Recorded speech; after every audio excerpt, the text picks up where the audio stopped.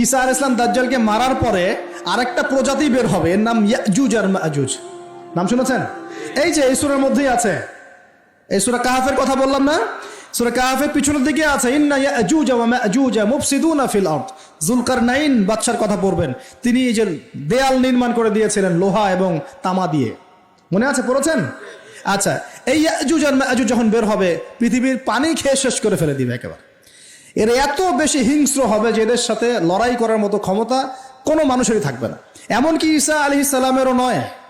ঈসা আলাইহিস সালাম তুর পাহাড়ে চলে যাবেন মুসলিমদেরকে নিয়ে, তুর পাহাড়ের ভিতরে মুসলিমরা সেখানে লুকিয়ে থাকবে, পৃথিবীর মেসাকার অবস্থা হয়ে যাবে, পৃথিবীর পানি খেয়ে শেষ করে ফেলে দিবে, একদম হিংস্র প্রজাতি।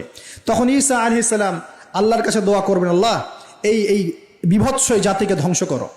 আল্লাহ রাব্বুল আলামিন তখন ওই ইয়াজুজ আর মাজুজের এই কাঁধে, ঠিক কাঁধের মাঝখানে একটা ভাইরাস জন্ম দিবেন। কি জন্ম দিবেন? ওই যে বলি না মহামারীর ভাইরাস, অমুক ভাইরাস তমুক ভাইরাস, এই ভাইরাস আরো সামনে আছে বাকি এখনো। ওই ভাইরাসে, ওই পোকায়, ওই ব্যাকটেরিয়া বা যেটাই হোক আল্লাহ পাক যাই দিবেন, এতে করে ইয়াজুজ আর মাজুজের পুরো প্রজাতি ধপ ধপ ধপ ধপ করে মারা যাবে। মানে এটা ছোঁয়াচে রোগ হবে। কি রোগ হবে? ছোঁয়াচে। ঠিক যেমন আমরা